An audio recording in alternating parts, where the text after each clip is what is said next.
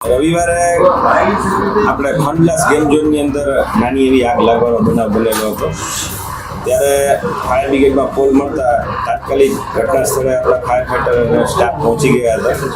Meanwhile એ દરમિયાન ત્યાંના સ્ટાફે જ આગ બુઝાવી અને જે કોઈ ત્યાં પબ્લિકના માણસો ગેમ રમવા માટે આવેલા હતા એ લોકોને તુરંત જ બહાર પણ કાઢી દીધા હતા, કારણ કે બધી જ એક્ઝિટ એ લોકોની ખુલ્લી હતી અને કોઈ મોટો બનાવ બનવા પામેલ નથી.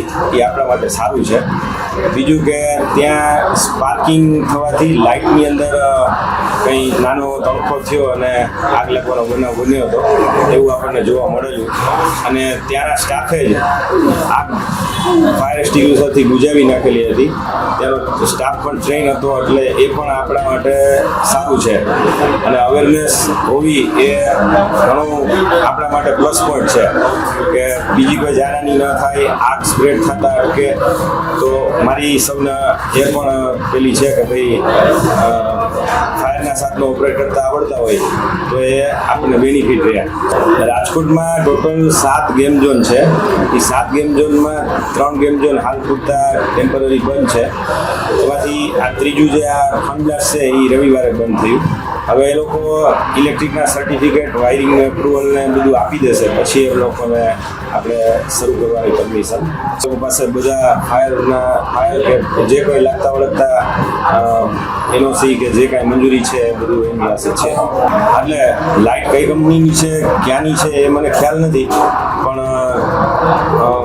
એ તો ઇલેક્ટ્રિકના જે કોઈ એન્જિનિયર કે પીજીવીસીએલના ત્યાં અમારી સાથે હતા, એટલે એ તપાસનો વિષય એ ડિપાર્ટમેન્ટનો છે. એટલે એ ટેકનિકલી પીજીવીસીએલના લગત છે.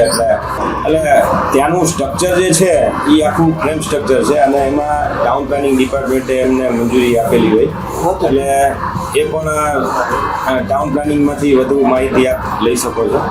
બીજું કે જે ફ્લેમેબલ મટીરિયલ કે અત્યારનું જે ટેમ્પરેચર છે, અત્યારે 40 થી 45 ડિગ્રીની વચ્ચે તાપમાન વધારે હોવાના કારણે કદાચ કંઈ બન્યું હોય તો એ મોટાભાગે ઇલેક્ટ્રિક શોર્ટ સર્કિટ કે ઓવર હીટિંગ કે એવું થતું હોય છે.